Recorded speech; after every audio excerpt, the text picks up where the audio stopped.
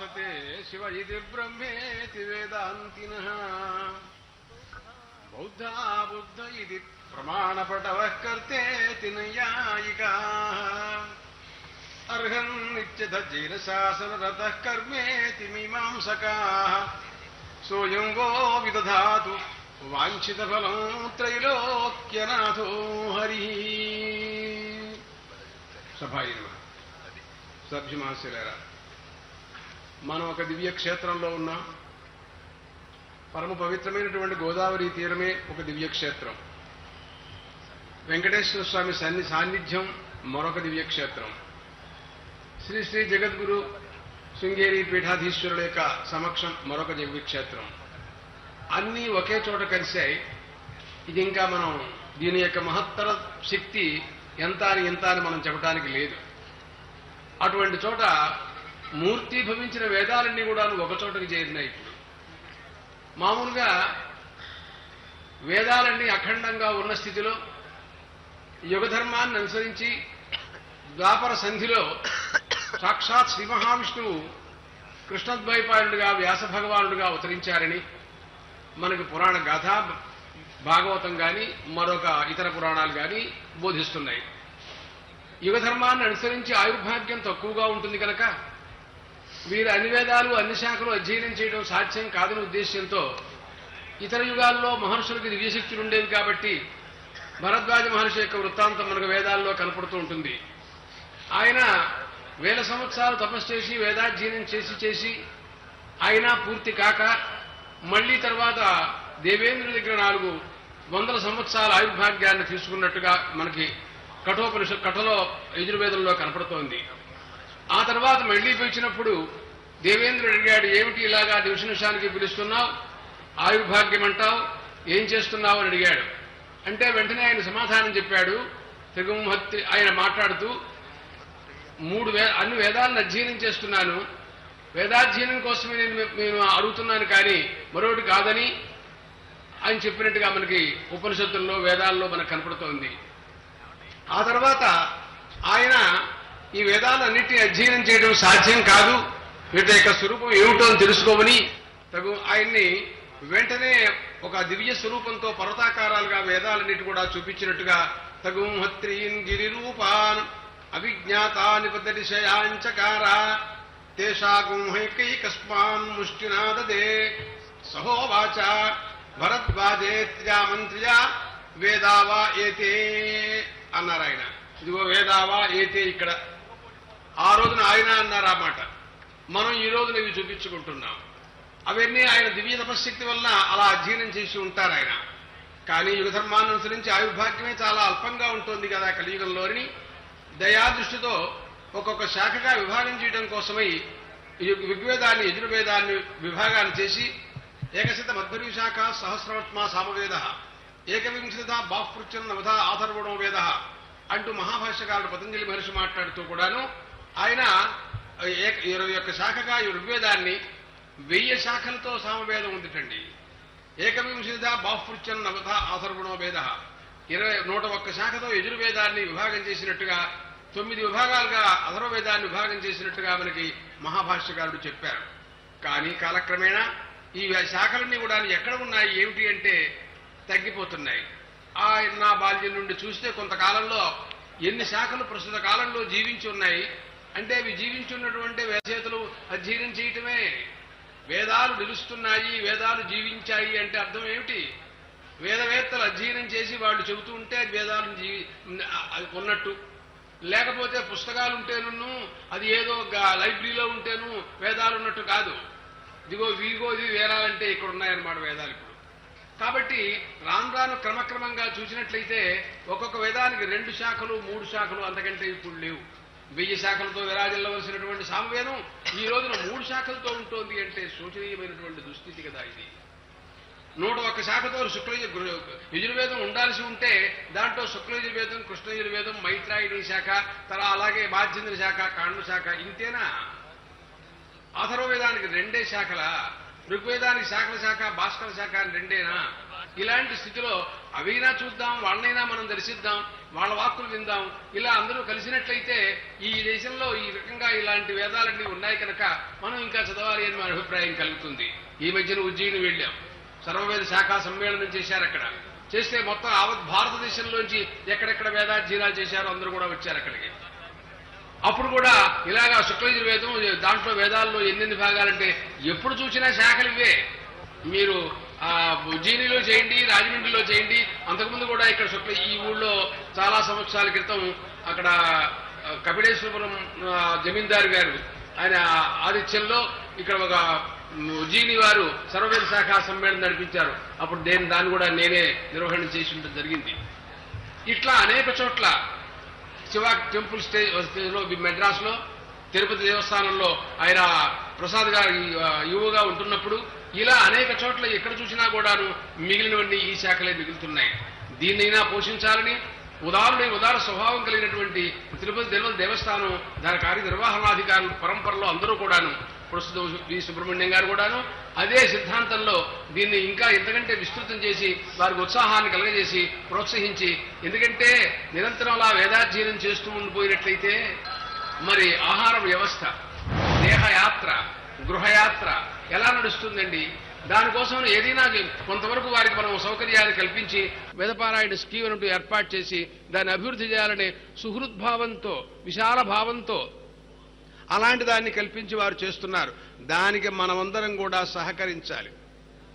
ఆ భావాలను మా మనసులో ఎప్పుడో ఉప్పులూరు గణపతి శాస్త్రి గారు దీన్ని ప్రారంభిస్తే ఆ తర్వాత అప్పుడప్పుడు నేను వారిని కలిసినప్పుడు నాకు బాల్యం, వారు కొంచెం పెద్ద వయస్సులో ఉంటుండేవారు, ఎప్పుడు ఈ మాటలు చెబుతూ ఉంటుండేవారు.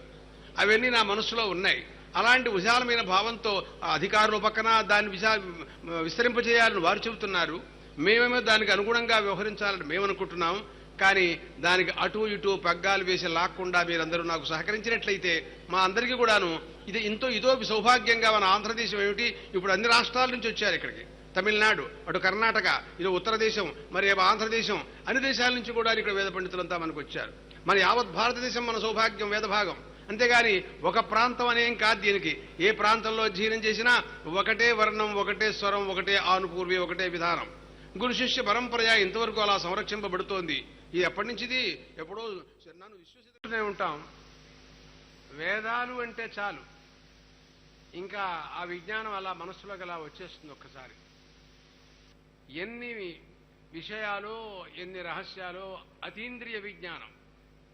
మనకెవరికి బుద్ధికి అందనటువంటి విషయాలు మాట్లాడటమే వేదాలకి పరమావధి. మామూలుగా మనందరికీ తెలిసిన విషయం అది చెప్పడం ఎందుకు? మనకి ఏది తెలియదో అది చెప్పడం కోసమే బయలుదేరుతుంది కదా. ప్రత్యక్షేణ అనుమిత్యావా యస్తూపాయో నబుధ్యతే ఏనం విందంతి వేదేన తస్మాత్ వేదస్య వేదత అని కదా వేద లక్షణాన్ని గురించి విద్యారణ్య స్వామి ఉపోద్ఘాత భాష్యంలో రచించినటువంటి మాట. కాబట్టి అలాంటి విజ్ఞానాన్ని మనమందరం కూడా ఈ రోజున ఇక్కడ వింటున్నాం. దీంట్లో చూస్తే కర్మకాండన గురించి యజుర్వేదం, ఈ తైత్రీ శాఖ కృష్ణ యజుర్వేదం మన దేశంలో ఎక్కువగా బహుళ ప్రచారంలో ఉండేటటువంటిది. దీంట్లో చూస్తే కర్మకాండను గురించినటువంటి భాగం ఎక్కువగా ఉందండి. అంటే మానవుడి యొక్క చిత్తశుద్ధిని సంపాదించడం కోసమని ఎక్కువగా బోధించినటువంటి కర్మకాండ అంతా దీంట్లో ఎక్కువగా కనపడుతోంది. అయితే దీంట్లో కొన్ని సందేహాలు. సకామ కర్మలు, నిష్కామ కర్మలు రెండు రకాలుగా ఉంటాయి. చాలా కోరికలతో కర్మల గురించి బోధించినట్టుగా దీంట్లో కనపడుతోంది మనకి. మరొకసారి చూస్తే భగవద్గీత కానీ చూస్తే ఈ కామాల్ని అనుసరించి, ఈ కోరికలను అనుసరించి ఆ కర్మలు ఆచరించిన తర్వాత మళ్ళీ ఆ కోరికల ప్రకారంగా ఆ భాగాన్ని అదే లోకాల్లో ఆ ఇళ్ళు, వాకిళ్ళు, డబ్బు, ధాన్యం, సంతానం, ఐశ్వర్యం, భోగం మొదలైనవన్నీ కూడా అనుభవించాల్సిందే కదా. మనకి వైరాగ్యం ఉంటే కానీ అధ్యాత్మ విద్య అంటది కదా.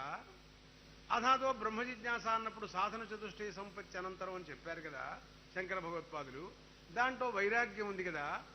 మనం దీంట్లోనే ఇలా తిరుగుతూ ఉంటే ఎప్పటికి మనం దాంట్లోకి వెళ్ళేటట్టు నాకు అర్థం కాదు అనే ఒకనొక సందేహం. దానికి శంకర భగవత్పాదులు వారు ఒక శ్లోకంలో ఒక చోట శతశ్లోకి అని ఒక గ్రంథం రాశారు వారు. దాంట్లో అంటారు, స్వంబాలం రోదమానం చిరతర సమయం శాంతిమానేతుమగ్రే. స్వంబాలం రోదమానం చిరతర సమయం శాంతిమానేతుమగ్రే. ద్రాక్షం ఖర్జూరమామ్లం సుఖదళమథవా యోజయేత్యంబికాస్య. తద్వచ్చేతోతి మూఢం బహుజన భవాన్ మూఢ్య సంస్కార యోగాత్ బోధోపాయైరనేకై అవశముపనిషద్ బోధయామాస సమ్యక్ అంటూ ఒక శ్లోకం రాశారండి ఆయన. శృతి ఎలాంటిది అంటే శృతి మాత. భాష్యంలో శంకర భగవత్పాదులు ఒక భాష్యంలో రాస్తూ మాతాపితృ సహస్రేభ్యోప్యధికతర వాత్సల్యశాలిని శృతి అన్నాడు ఒక చోట. 1000 తల్లిదండ్రుల కంటే కూడాను అత్యంత వాత్సల్యంతో మనం ఉద్ధరించాలని ప్రయత్నాలు చేస్తూ ఉంటుందిట. కుమారుడు తప్పు చేస్తున్నప్పటికీ కూడా కప్పిపుచ్చుకుని తల్లి ఏమీ అనలేక పాపం ప్రేమాతిశయం చేత కాపాడుతూనే ఉంటుంది, కానీ మరీ దండన ఇవ్వదు. కుపుత్రో జాయేత క్వచిదపి కుమాతానభవతి అన్నారు శంకర భగవత్పాదులో చోట. అలాంటి ఒక తల్లే ఇలా ఉంటే మరి సమస్త అశేష ప్రపంచకాన్ని అంతటినీ కాపాడవలసినటువంటి ఒకనొక శృతిమాత 1000 తల్లిదండ్రుల కంటే కూడాను అత్యంత ప్రేమాతిశయంతో మనం ఉద్ధరించడానికి సిద్ధంగా ఉంది అన్నారు భాష్యకారుడు. ఈ శ్లోకంలో మాట్లాడుతూ అన్నారు, మన పరిస్థితి ఎలా ఉంది, శృతి మనకు ఏం చెబుతోంది, మన కర్తవ్యం ఏమిటి, శృతి చెబుతున్న దాని ప్రకారంగా మనం ఎలా మెలగాలి అనే భావాలన్నీ దీంట్లో బోధించారు ఆయన. చూడండి, ఒక చోట ఒక కుమారుడికి, మామూలుగా మన ఇంట్లో పిల్లలందరికీ మనకి ఉన్నారు, అందరూ చూస్తున్నాం, జ్వరం వచ్చింది, వాడు జ్వరగ్రస్తుడు, వైద్యుడి దగ్గరికి తీసుకువెళ్ళాం, ఆయన మందిచ్చాడు.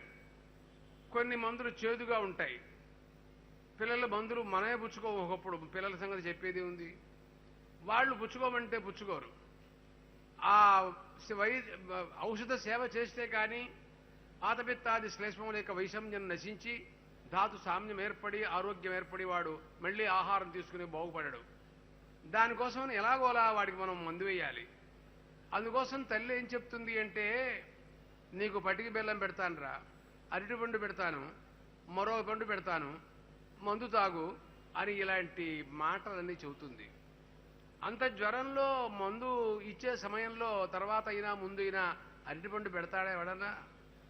పెడితే వాడికి రోగం తగ్గుతుందా, జ్వరం పోతుందా? పెరుగుతుంది. వైద్యుడు అంగీకరిస్తాడా ఈ విషయాన్ని? అంగీకరించడు. కానీ ఆమె ఆ మాట చెబుతుంది. తాగేదాకా వాడికి ఈ మాట చెప్పి తర్వాత హుష్కాకి ఎత్తుకుపోయిందని చెబుతుంది. ఏమి అబద్ధాలండి, చాచా అబద్ధాలు కావు. వాడిని ఎలాగోలాగా రోగం పోగొట్టి వాడికి ఆరోగ్యాన్ని సంపాదించి అబద్ధమాడినా సరే వాడిని ఎలాగోలా సన్మార్గంలో పెట్టడం కోసం అనేక ప్రయత్నాల్లో ఇదొక ప్రయత్నం అన్నారు భాష్యకారుడు. సోంబాలం రోదమానం చిరతర సమయం శాంతిమానేతుమగ్రే. వాళ్ళ కుమారుడే ఏడుస్తున్నాడు, చాలాసేపు మంకు పట్టుబట్టాడు, ఏడుస్తున్నాడు, మానడు, ఏం చెప్పాలో తెలియదు, ఎలా బందిపోయాలో తెలియదు, తలకాయ పట్టుకుంటోంది ఆవిడ. ద్రాక్షం ఖర్జూరమామ్లం సుఖదళమథవా యోజయత్యంబికాస్య.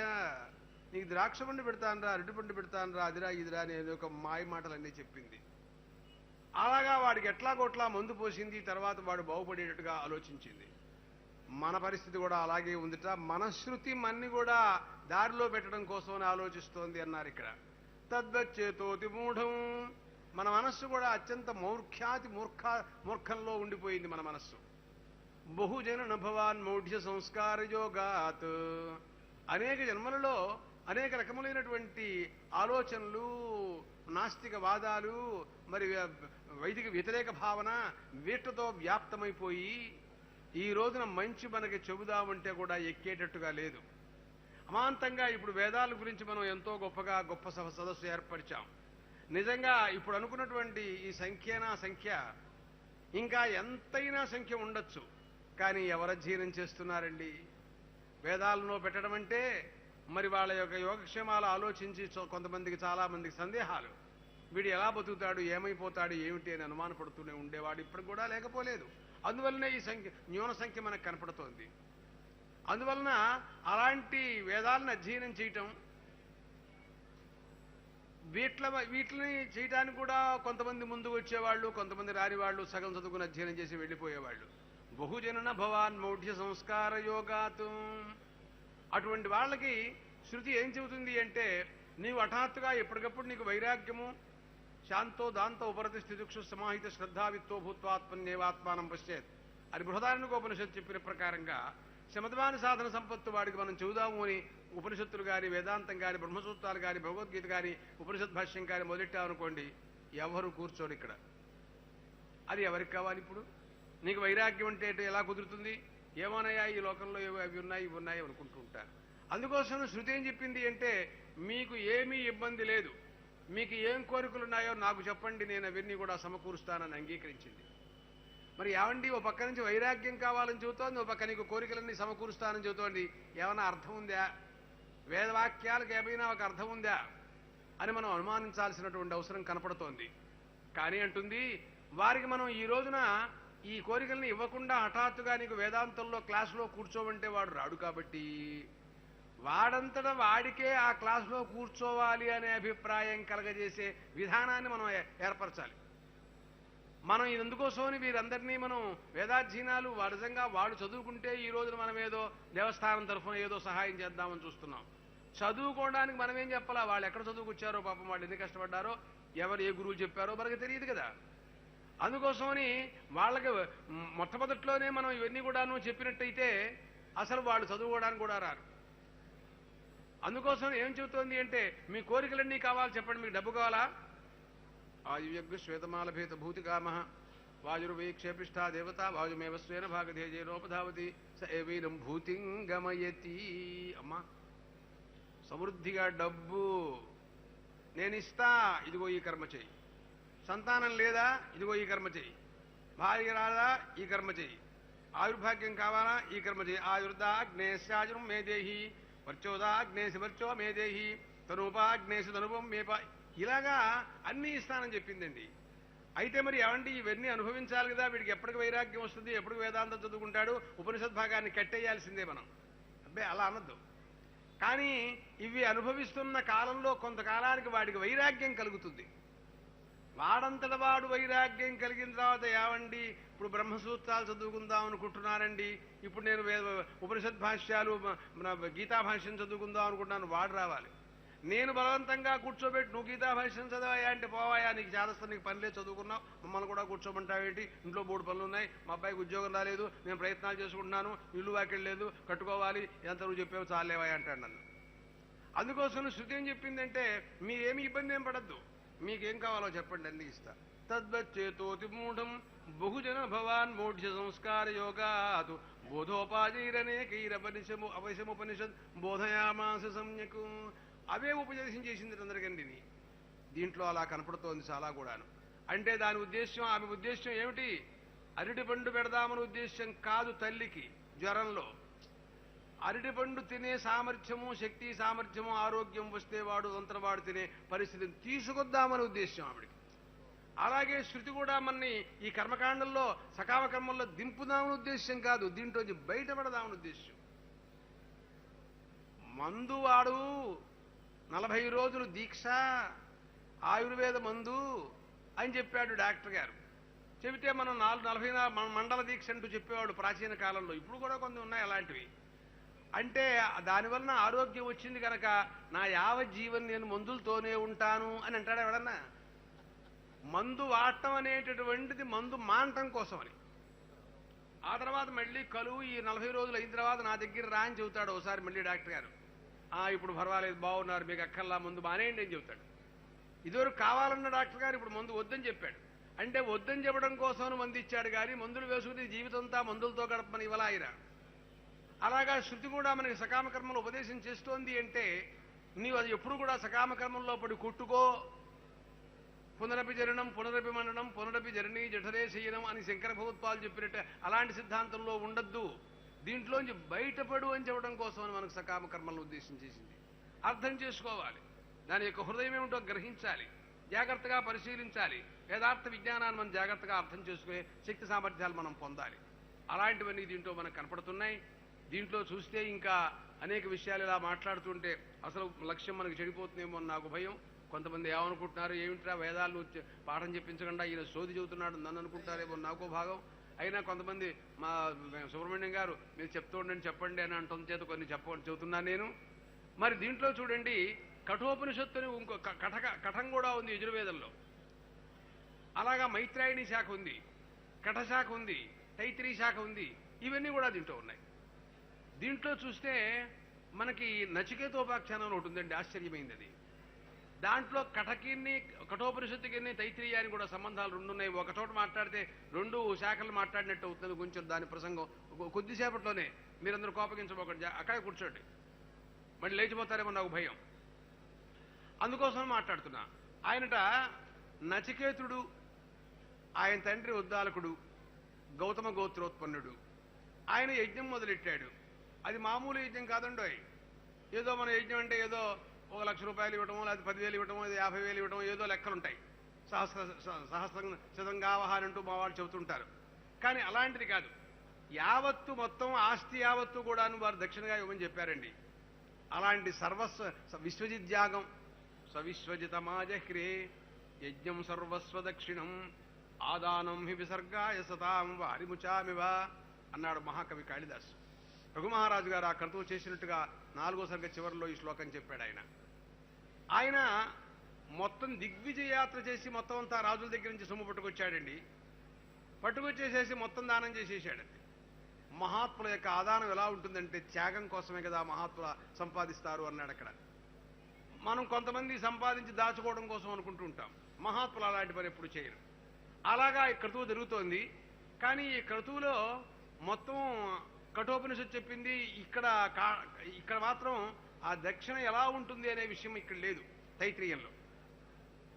కఠశాఖలో మాత్రం చాలా గోవులను ఇస్తున్నట్టు, ఆ గోవులు నిర్వీర్యంగా నిశ్శక్తికంగా ఏమీ ఉపయోగించేటట్టుగా లేవని, పీతోదకా జగ్ధతృణా దుగ్ధదోహా నిరింద్రియా అనందానామతే లోకాస్తాన్ సగచ్చతి తాదతు అని అక్కడ చెప్పిందండి. అవి ఎప్పుడో నీళ్లు తాగాయిట, ఆహారం తీసుకోలేవు, పాలు అంతకంటే ఇవ్వలేవు, పిల్లలు అంతకంటే కనలేవు. ఎందుకండి ఈ గోవులు? ఇటువంటి గోవులను దానం చేయడం వల్ల పుచ్చుకున్న వాడికి ఏదైనా ప్రయోజనం ఉండద్దు. మనం దానం చేశాము అంటే దానం వలన అవతల వాడికి కూడా ప్రయోజనం ఉండాలి. ఇచ్చామనిపించుకోవడం కోసం ఇస్తామా? అప్పుడు తన కుమారుడైన వాడు నచికేతుడు చాలా అల్పవయస్కుట్ట. అతను లేచి, నాన్నగారు ఇటువంటి వాట్ల వలన తనకి యజ్ఞఫలం వస్తుందా? యజ్ఞానికి దక్షిణ చాలా ముఖ్యం కదా, హతో యజ్ఞ స్వదక్షిణ అన్నారు కదా, కాబట్టి మీ ఆస్తి యావత్తు దానం చేయవలసినటువంటి అవసరం ఉంది కదా, మీ ఆస్తిలో నేను కూడా ఒకటి కదా, నన్ను కూడా ఎవరికైనా దానం చేయండి అన్నాడండి. అబ్బా ఏం మాటలు! అతను వయస్సు ఎంతని అడగరే, ఉపనయన కాలం అన్నారు అంతే భాష్యంలో. అలాంటి వాడికి అసలు యజ్ఞాలంటే మన వాళ్ళకి తెలియదు. ఇప్పుడు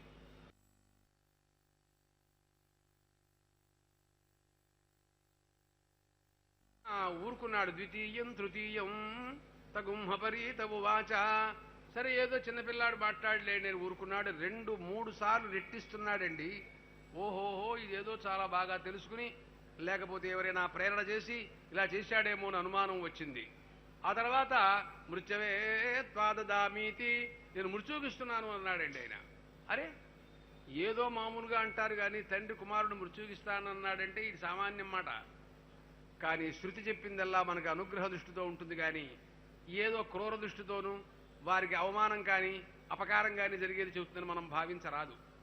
దానివలన ఆకాశవాక్కు మాట్లాడింది. ఆకాశవాక్కు ప్రసంగం అనేది తైత్రీయంలో ఉంది. అది మాట్లాడుతుంది, నీకు అదృశ్యమానా అక్కడి నుంచి పైనుంచి కనపడుతూ మాట్లాడుతూ కూడా మాట్లాడింది అనమాట. మృత్యవేతగుం హస్మోత్థితం వాగభివదతి గౌతమ కుమారమితి. హే గౌతమ కుమార, సహోవాచ పరేహి మృత్యోర్గృహాన్ మృత్యవే వై త్వాదామితి.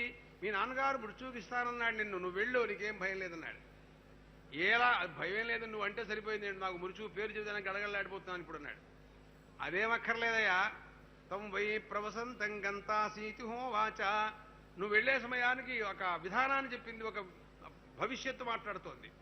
నువ్వు వెళ్లే సమయానికి యమధర్మరాజు గారు ఇంట్లో ఉండడు, ఆ సమయంలో నువ్వు వెడతావు. జరగబోయేది తస్య స్మతిశ్రో రాత్రీరనాశ్వాన్ గృహే వసతాత్ సయదిత్వా పృచ్ఛేత్ కుమారకతి రాత్రీరవాత్సీరితి తిస్ర ఇది ప్రతిబ్రూతాత్. ఆ సమయంలోకి వెడతావు. తర్వాత మళ్ళీ తిరిగి వచ్చిన తర్వాత ఆయన అడుగుతాడు, ఏమిటి ఇక్కడి నుంచి వచ్చావు? మానవలోకంలోంచి అలా రావడం అనేది ఎవరికీ సాధ్యం కాని పని. ఈ దేహంతో లోకాంతరంలోకి వెళ్ళటం ఏమిటండి? అప్పుడు తిరిగి మళ్ళీ ఆయన 3 రోజులు ఆహారం ఏమీ అతనికి ఇవ్వకుండా ఉండటం చేత అక్కడ అనర్థం ఏర్పడిందని, దాని పరిహారం కోసం అతిథి మన ఇంటికి వచ్చిన తర్వాత వారికి ఏమీ ఆహార సౌకర్యాన్ని మనం కల్పించకపోయినట్లయితే దానివల్ల వచ్చే అనర్థానంతటిని కూడా దాంట్లో మాట్లాడతారు. ప్రజా పశు సంపత్తినంతటినీ కూడాను తినేశానని చెప్పు అని ఈ ప్రసంగం అంతా దాంట్లో మనకు కనపడుతోంది. ఆ రకంగా చివరికి అధ్యాత్మ విద్యను గురించి అడుగుతాడు. తండ్రితో నాకు సఖ్యం ఏర్పడాలి అని మొట్టమొదట్లో ఒక వరం అడిగాడు. తర్వాత మరి అగ్ని విద్యను గురించినటువంటి వరం అడిగాడు.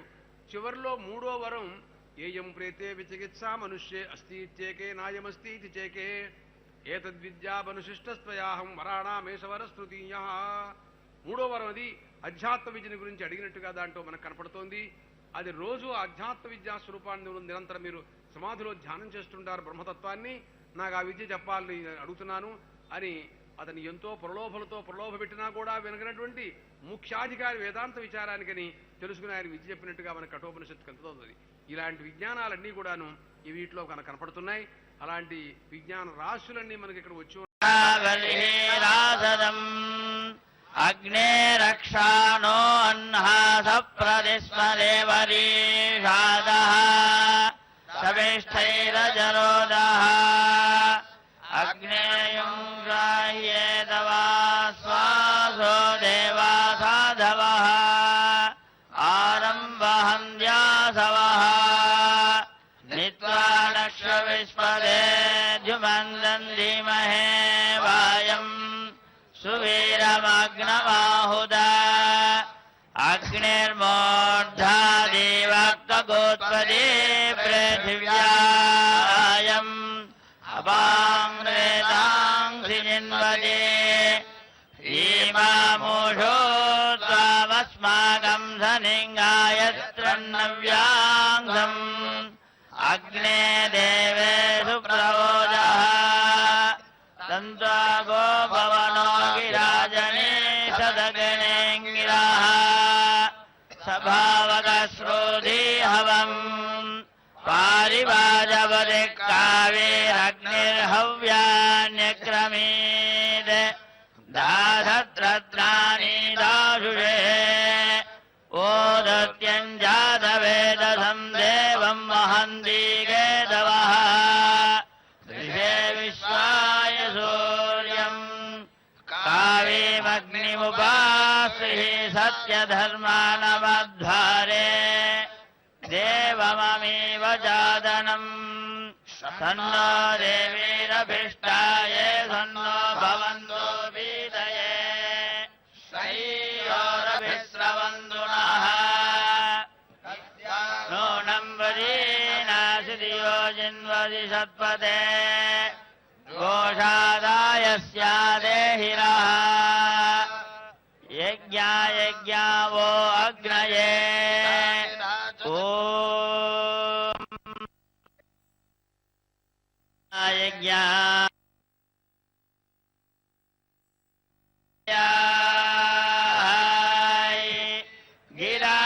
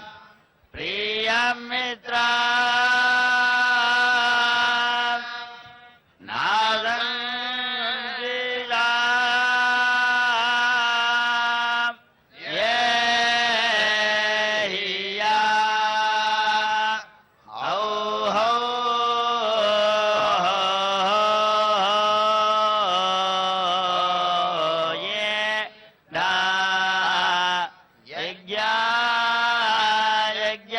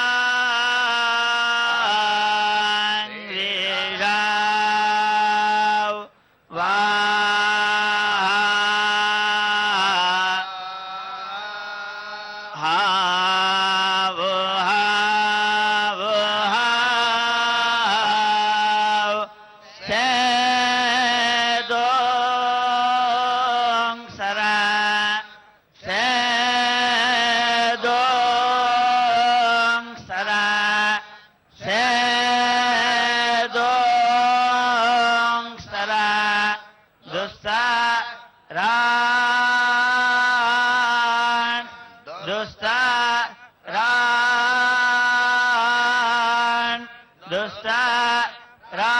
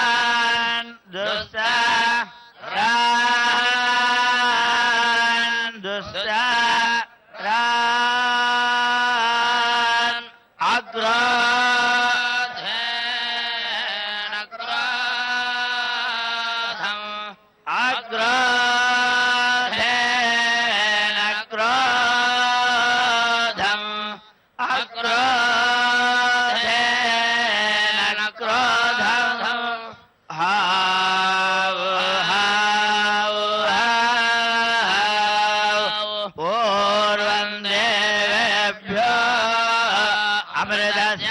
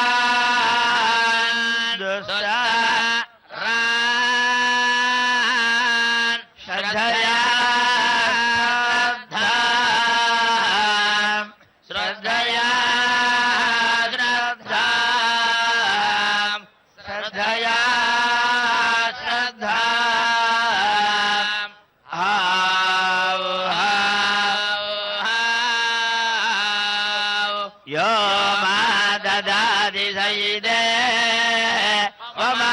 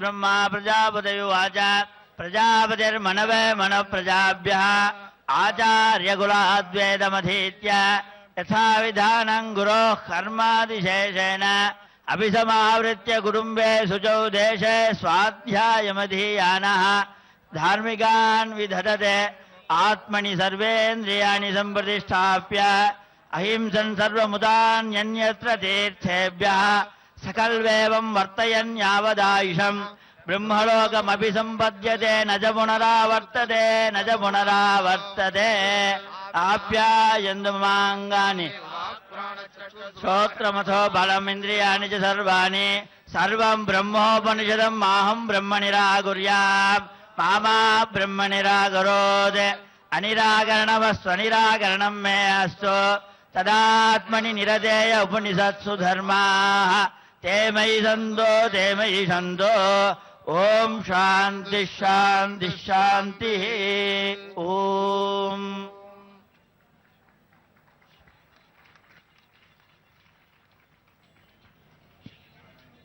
బ్రహ్మవేత్తల యొక్క స్వరూపం అంతా దీంట్లో మనకి స్వరూపం ప్రకటమైంది. ఎలా ఉంటారు బ్రహ్మవేత్తలు, ఏం చేస్తారు, వాళ్ళ యొక్క స్థితి ఏమిటి, గతి ఏమిటి, వాళ్ళ యొక్క భాష ఎలా ఉంటుంది, అన్ని విషయాలు మనం విన్నాం. ఇప్పుడు ఈ భాగాన్ని అంతటినీ నడిపించినటువంటి సంపత్ కుమార శ్రోతి గారికి సభా తరఫున ధన్యవాదాలు తెలియజేస్తున్నాను. తమరందరూ వారి వారి స్థానంలోనే ఉంటున్నారని నేను భావిస్తున్నా. మిగతా వాళ్ళు కూడా మీరున్నప్పుడే వాళ్ళు కూడా చెప్పడానికి ఉత్సాహం చూపిస్తారు. మన పాఠం అయిపోయింది కదా అని మనం మిగతా వారిని నిరుత్సాహపడుతుంటే మరొక్కసారి మీ అందరికీ సవినయంగా నమస్కారపూర్వకంగా వినతి. విజ్ఞాన రాశి అయినటువంటి అధ్యాత్మ విద్యలో ఉత్తమ శ్రేష్టాది శ్రేష్టమైనటువంటి ఒక సామవేదం. మామూలు వేదం కాదు. 3 వేదాలతో కానీ యజ్ఞం జరగదు అని మనం అడుగడుగునా చెప్పుకుంటూనే ఉంటాం. సామగానం చేత దేవతల్ని స్తోత్రం చేస్తే ఆనందపడిపోయి తర్వాత యాగాల్లోకి వచ్చి వారి ఆవిర్భాగాలు తీసుకుని స్వయంగా వెళతారు. నిజంగా స్వర్గలోకంలో ఉంటారు, కానీ వాళ్ళకి ఎప్పుడూ భూలోకం మీదే దృష్టి అండి. అసలు ఎప్పుడు ఇక్కడే ఉండిపోతాడని కాళిదాసు చమత్కారంగా కొన్ని కావ్యాల్లో రాస్తూ ఉంటాడు. ఆయన అంటాడు, అలంకారం లేకుండా చూర్ణకుంతలాలు లేకుండా వాళ్ళ ఆడవాళ్ళు అలా అయిపోతున్నారు స్వర్గలోకంలో అంటాడు చమత్కారంగా. అంటే వాడి భర్తలు ఎప్పుడు ఇక్కడే ఉంటారండి. ఆయన ఎప్పుడు ఇంద్రాగచ్చ హరివాగచ్చ ఆగచ్చ ఆగచ్చ అని ఆ దేవేంద్రుడిని సుబ్రహ్మణ్యాహ్వానం అని చెబుతారు యజ్ఞంలో. దాంట్లో ఆయన్ని ఎప్పుడూ పిలుస్తూనే ఉంటారండి ఇక్కడికి. ఆయన ఎప్పుడు ఇక్కడే ఉంటాడు, ఆవిర్భాగాలు ఎప్పుడు తీసుకెడుతూ ఆనందంతో ఉండిపోతూ ఉంటాడు. అసలు స్వర్గలోక ముఖమే చూడ్డు ఆయన. ఆ సామగానానికి వాళ్ళు స్వాధీనమైనట్టుగా ఇంకా దేనికి స్వాధీనం కారేమో అని అనిపిస్తుంది. దాంట్లో చాందోగ్యం చాలా ఉత్తమోత్తమైనటువంటి అధ్యాత్మ బ్రహ్మ విద్యలో చాలా ఉత్తమమైనటువంటిది. దాంట్లో మాట్లాడుతూ అంటుంది, అమృతత్వం దేవేభ్యాగాయాని స్వధాం పితృభ్యాగాయాని ఆశాం మనుష్యేభ్యాగాయాని తృణోదకం పశుభ్యాగాయాని స్వర్గం లోకం యజమానాగాయాని అన్నమహాత్మనాగాయాని ఓ అంటుంది. అమృతత్వం దేవేభ్యాగాయాని, నేను సామవేద గానం చేత దేవతలకు అమృతత్వాన్ని సాధిస్తున్నాను అంటుందండి. మనుష్యులకు ఆశని సాధిస్తుందిట. ఏ కోరికలు మనలో ఉంటే ఆ కోరికలన్నిటి కూడాను సామగాన బలం వలన అది శ్రవణం చేయటం చేత మనం దాన్ని పొందుతాం. స్వధాం పితృభ్యాగాయాని, పితృదేవతలకి స్వధాశబ్దంతో ఇచ్చేటటువంటి ఆహారం ఉందే సామగానం వలన, అది విని తృప్తి చెంది అలా ఉండిపోతారండి వాళ్ళు. మనకొకప్పుడు ఆకలి వేయదు. నిజంగా ఇక్కడ మనం కూర్చోకపోతే ఈసారికి ఎన్నిసార్లు మనం ఆహారం అటు ఇటు ఏదో పుచ్చుకుంటూ ఉండేవాళ్ళం. అది ఏమిటో మనం వచ్చి 8 గంట 9 గంట కూర్చున్నాం, 12 అయింది, 1 గంట అవుతోంది, కదలలేదు మెదలలేదు, ఇలా ఉంటున్నాము అంటే అది ఆ వాంగ్మయం యొక్క మహిమ. ఇంకా ఎంతసేపైనా అలా అన్నోదగాలు మర్చిపోయేలా ఉంటూనే ఉంటాం మనం. అదే పరీక్షన్ మహారాజు గారు అన్నాడు సుఖయోగేంద్రుడితో మాట్లాడుతూ, నువ్వు చెబుతుంటే నీ ముఖంలో నుంచి ఆ గానామృతం, ఆ శ్రీ మహావిష్ణువు యొక్క కథామృతాన్ని వింటుంటే నాకు ఆకలి అవటం లేదు, దప్పిక లేదు, అలా కూర్చుని వింటున్నానన్నాడు ఆయన. అలాగే నేను కూడా అలాగే కూర్చున్నా, అందరూ కూడా అలాగే కూర్చున్నారు. మరి ఇది ఏమిటి అంటే ఆ వాగ్ మాధుర్యమే మనందరినీ ఇలా కూర్చోబెట్టింది. ఆ వాంగ్ మాధుర్య ఆస్వాదన, ఆ మధ్వాస్వాదన మనం చేస్తున్నాం అనమాట. మధు విద్యని ఒకటి ఉంది చాందోగ్యంలో. ఆ సూర్య భగవాను మధుగా ఆదిత్యో దేవమధు అని ఉపాసన ఒకటి ఉంది. ఆయన చుట్టూరా దేవతలందరూ కూడా కూర్చుంటారట. ఆయన్ని మధువుగా భావన చేస్తుంటుంటారు. దాంట్లోంచి వాళ్ళకి మధువు లభిస్తుందండి. వాళ్ళు వెళ్ళరక్కడి నుంచి. తేనె చుట్టిగా దాన్ని భావిస్తారు. దాని వర్ణనం దాని అంతా తేనెటీగలు దాంట్లో తీసుకొచ్చి ఆ మధువుని పెట్టి అవి తింటూ అక్కడే ఉంటూ ఉంటాయి. అలాగా దాంట్లో మధు విద్యని వాళ్ళు ఉపాసన చేసి ఆ మధువుని ఆస్వాదిస్తూ దేవతలందరూ దాని చుట్టూ అక్కడే ఉండిపోతూ ఉంటుంటారు. వాళ్ళకి బాహ్యమేం తెలియదు. అలాంటి ఉపాసనలన్నీ కూడా దీంట్లో ఉన్నాయి. అలాంటి ఆశాం మనుష్యేభ్యాగాయాని, ఇక్కడ మనం ఈ సామగానాన్ని మనం గానం చేస్తున్నామంటే తృణోదకం పశుభ్యాగాయాని, పశువులకి నీళ్లు గడ్డి పచ్చగడ్డి సమృద్ధిటండి. ఇక్కడ మనం ఈ రోజున మనం అఖిల భారత వైదిక సమ్మేళనాన్ని మనం చేస్తున్నాము అంటే ఈ దేశం అంతా కూడాను అసలే సుభిక్షమైనటువంటి దేశం. గోదావరి గౌతమి మహా సంపూర్ణంగా ఎప్పుడు ఉంటుంది. ఆ ప్రాంతం అంతా కూడాను సుభిక్షమైనటువంటి ప్రదేశాలు. ఇంకా ఇంతకంటే కూడా సుభిక్షంగా ఉంటాయంటే సందేహం లేదు. మన ఈ తర్వాత ఈ గోదావరి ప్రాంతం అంతా కూడాను అన్నోదకాలతో అలా ఆనందంతో ఉత్సాహాలతో ఉంటారు ఈ సభ అయిన తర్వాత. నేను చెప్పటం కాదు, తృణోదకం పశుభ్యాగాయాని అని చెబుతోంది. వాళ్ళందరికీ కూడాను తృణం, పశువులు, వాటికి సభ గడ్డి, నీళ్లు అన్నీ కూడా నా సామగానం వలన సమకూరుస్తానని చెబుతోంది. అన్నమాత్మనాగాయాని అని ఉంటుందండి. తర్వాత మాట్లాడుతూ యజుర్వేదం చెబుతుందండి, స్వాధ్యాయ బ్రాహ్మణం అది అంటుంది. యదృచోధ్యగీషత తాఃపయాహుతయో దేవానామభవన్ యజ్జుజూగుంషుఘృతాహుతయో యత్సామాని సోమాహుతయో యతసర్వాంగిరసో బద్ధ్వాహుతయః యద్బ్రాహ్మణానీతిహాసాన్ పురాణాని కల్పాన్ గాథానారాశగుంసేర్మేధాహుతయో దేవానామభవన్ తాభిః క్షుధం పాప్మానమపాగ్ధన్ అపహత పాప్మానో దేవా స్వర్గం లోకమాయన్ బ్రహ్మణస్సాయుజ్యమృషయో గచ్చన్ అంటుందండి. ఈ లోకంలో ఋగ్వేదాధ్యయనం జరుగుతోంది. యదృచోధ్యగీషత తాఃపయాహుతయో దేవానామభవన్. పాలతో హోమాలు చేస్తే దేవతలకి ఎంత ఆనందమో ఇక్కడ ఋగ్వేదం జరుగుతుంటే అంత ఆనందంతో ఉంటారట. అక్కడ రాజమండ్రిలో మనకి ఈ రోజున ఋగ్వేద పారాయణ జరిగింది అంటే రాజమండ్రిలోనే కాదు, ఏ దేశంలోనైనా ఎక్కడైనా సరే ఋగ్వేద పాఠశాలలు ఉన్నాయి. ఋగ్వేదం చదువుకున్న మహాత్ములందరూ కూడా అన్ని దేశాల్లో ఉన్నారు. అందరూ మనకు వచ్చారు ఇక్కడికి. వారి యొక్క అధ్యయన ప్రభావం వల్ల దేవతలకి పయాహుతులు అన్నాడు. యదృచోధ్యగీషత తాఃపయాహుతయో దేవానామభవన్ యజ్జుజూగుంషుఘృతాహుతయః. యజుర్వేదాధ్యయనాలు జరుగుతున్నాయి, పాఠశాలలు ఉన్నాయి, శిష్యులందరూ ఉన్నారు, అధ్యాపకులందరూ వాళ్ళకి చెబుతున్నారు. ఆజ్యంతో హోమాలు చేస్తే ఎంత ఆనందమో దేవతలకి అంత ఆనందం అనుభవిస్తూ ఉంటుంటారట పాఠ మాత్రం చేతనే. ఇది ఒక యజ్ఞం, స్వాధ్యాయ యజ్ఞం. ద్రవ్యయజ్ఞాస్తపోయజ్ఞ యోగయజ్ఞాస్తథాపరే స్వాధ్యాయ జ్ఞానయజ్ఞాశ్చ యతజ సంసిత వ్రత అన్నాడు గీతాచార్యుడు. అనేక యజ్ఞాలున్నాయి, కానీ స్వాధ్యాయ జ్ఞాన యజ్ఞం కంటే ఉత్తమ యజ్ఞం లేదన్నాడు ఆయన. అంచేత దీన్ని యొక్క మహాతపస్సుగా వర్ణించినాయి. తద్ధితపస్తద్ధితప అని చెప్పినాయి. కాబట్టి అలాంటి ఈ ఇక్కడ యజుర్వేదం మనకు అధ్యయనం జరుగుతోంది అంటే ఘృతాహుతులు.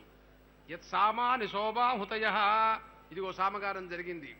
సోమరసం అంటే ఆ దేవతలకు ఎంత ప్రీతో మనం చెప్పలేవండి. అదేమిటో ఆశ్చర్యం, వాళ్ళకి తెలియదు.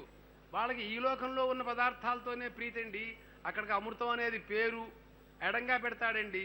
అమృతం ఇవన్నీ తిన్న తర్వాత వాళ్ళకి పుల్లగా ఉంటుందంటాడు ఒక ఆయన మహాకవి చాతుర్యంతో. దేవతలకి ఇక్కడ భూలోకంలో మంత్రపూతమైనటువంటి ఆజ్యపూతమైనటువంటి ఆవిర్భాగాలు ఇస్తే ఇవి తిన్నట్టుగా వాళ్ళు అమృతమా సర్లేవయా తర్వాత చూద్దాం ఎడంగా పెట్టది. ఆహా, ఏమండి ఇక్కడ ఈ లోకంలో ఇది భూలోకం, ఇది మామూలు లోకం కాదు. ఇది దేవతలందరినీ కట్టేసింది. సమస్త లోకాలకి ఇదే ఆధారం. అలాంటి దాంట్లో మనం పుట్టాం, దీంట్లో మనం అధ్యయనం చేస్తున్నాం. దేవతలందరినీ సంతృప్తిపరిచి లోకాలన్నిటి కూడా ఆనందపరచడం కోసమని లోకా సమస్తా సుఖినో భవంతు అని మన ప్రార్థన. అది అంతేగాని ఏదో ఎత్కించిత్ సుఖం అవుగా కాని ప్రార్థన కాదు, సంకోచమైన ప్రార్థన కాదు, విశాలమైనటువంటి ప్రార్థన.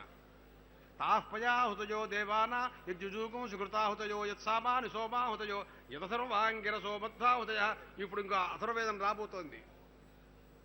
ఆ అథర్వవేదం ఉందే అది మధ్వాహుతులండి. తేనె పోస్తే ఎంత ఆనందం చూడండి. మీకు తేనె మీకు తెలుసు, తేనెంటేను. వైద్యులు కూడా కాస్త పొద్దున్నే తేనె పుచ్చుకోండి అంటారు. బీపీ అది కంట్రోల్లోకి వస్తుందని చెబుతూ ఉంటారు. మనకి ఆ రామాయణాఖ్యం మధు అన్నాడు ఒక ఆయన. ఆ రామాయణం అనే ఒక తేనె అన్నాడు. కర్ణాంజలి సంపుటై రహరహస్యమ్యక్ పిబత్యాదరాత్ వాల్మీకేర్వదనారవింద గళితం రామాయణాఖ్యం మధు. జన్మ వ్యాధి జరా విపత్తి మరణైరత్యంత సోపద్రవం సంసారం సవిహాయ గచ్చతి పుమాన్ విష్ణో పదం శాశ్వతం అన్నాడండి. అనుకోకుండా రామాయణం గుర్తొచ్చింది, రామకథ. ఆహా, కాబట్టి రామాయణం అనే మధు తేనె కనుక మనం కర్ణాంజలి సంపుటై అన్నాడు. దోషులు ఇలా పెట్టి ఇలా తాగటమే. ఏదో కాస్త ఉద్రేణితో ఇస్తే ఏం సరిపోతుంది బాబు, ఇలా పోయివయా బాబు ఇట చనిపోయి అంటాను చూశారా దాహం వేసినప్పుడు. అలాంటి మధ్వాహుతులన్నీ కూడా ఇప్పుడు మీరు అథర్వవేదం వల్ల వాళ్ళకి సంతృప్తిని కలగజేస్తాయన్నమాట అని దాంట్లో మనకి చెప్పిందండి. మరొక విజ్ఞానం చూడండి, ఉపకోసల విద్యను ఉంటుంది చాందోగ్యంలో, ఇప్పుడు అది కూడా చెప్పారు. దాంట్లో గురుభక్తి ఉందండి ఒక చోట. ఆశ్చర్యమైన విషయం. అనేక మంది శిష్యులు గురువు దగ్గర చదువుకుని వెళ్ళిపోతున్నారు. ఒకడికి మాత్రం చదువు చెప్పాలి ఆయన. వాడు ఏడుస్తున్నాడు. అందరూ కృతార్థులై వెళ్ళిపోతున్నారు, విద్వాంసులు విద్య చదువుకొడుతున్నారు. నా కర్మ ఏమిటో గురువుగారు నాకేం చెప్పడం లేదని ఏడుస్తున్నాడు. కానీ గోవుల్ని కాపురం అని సేవ చేయించుకుంటున్నాడు ఆయన. ఇంత సేవ చేస్తున్నాను, అగ్ని పరిచర్య, మహానుభావుడు ఆయన, అగ్ని త్రేతాగ్నులు ఉన్నాయి ఆయనకి, అగ్ని పరిచర్య కూడా చేస్తున్నాడు. కాలం గడిచిపోతోంది, సంవత్సరాలు వెళ్ళిపోతున్నాయి, ఇంకా విద్య కూడా వచ్చే వయసు దాటిపోతోంది, అందరూ కృతార్థులు వెళ్ళిపోతున్నారు, ఏమిటి నా గతి అనుకున్నాడు. ఆ గురు మహిమ చెప్పడం కోసం ఆయన అలా చేసి ఉంటాడు. గురువును మనం నిందించడానికి అవకాశం లేదు, మనం నిందించకూడదు. ఒక రోజున నేను గ్రామాంతరం వెళుతున్నాను, నువ్వు జాగ్రత్తగా చూస్తుండు, అగ్ని పరిచర్య చేస్తూ ఉండమని చెప్పాడు. వీళ్ళు లోపలికి వెళ్ళాడు, అగ్నులతో అగ్ని పరిచర్య అయిపోయింది, ఏడుస్తున్నాడు.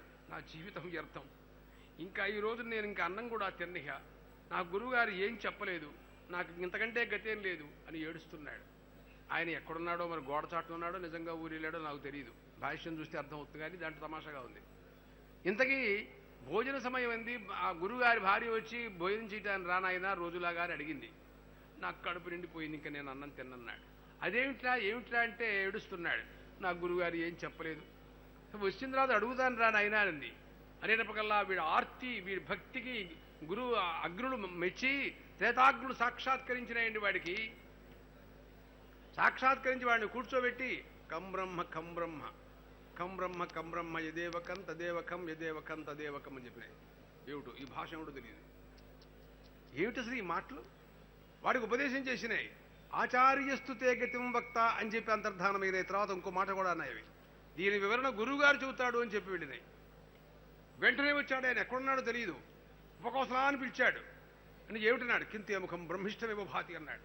ఏమిట్రా నువ్వు బ్రహ్మవేత్తలాగా ప్రకాశిస్తున్నావు, ఎవరన్నా నీకు ఉపదేశం చేశారా అని అడిగాడు. ఏమవుతాయి తెలియదండి, ఎవరో నాకు ఇది చెప్పారా అండి, దాని వివరణ తమరు చెబుతారన్నారు అన్నాడు.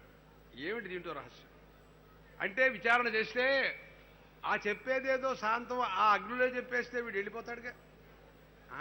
అంత తేలిగ్గా చెబుతాయా? అది గురుముఖతనే చదువుకోవాలి విద్య. ఆచార్యాద్ధైవ విద్యా విదిత సాధిష్టం ప్రాప్తం రాసిన భాష్యకారుల కింద. గురుముఖంలోంచి వచ్చిన విద్య కానీ అగ్నులకు కూడా అధికారం లేదు చెప్పే అధికారం. అలా అని మానేయ అంటే మానలా, అనుగ్రహించినాయి అన్నమాట దానికి అర్థం. ఆ తర్వాత కూర్చోబెట్టి చెప్పాడు అని మనకి ఉపకోసల విద్యలో, చాందోగ్యంలో ఇలాంటి ఎన్ని విద్యలున్నాయో, అసలు 32 బ్రహ్మ విద్యలని ఇంచుమించుగా చాందోగ్యం ఎంత దానికి కారణం. అలాంటి విజ్ఞాన రాశిని మనం చాలా ఎంతో గొప్పగా మనం ఇక్కడ వినున్నాం.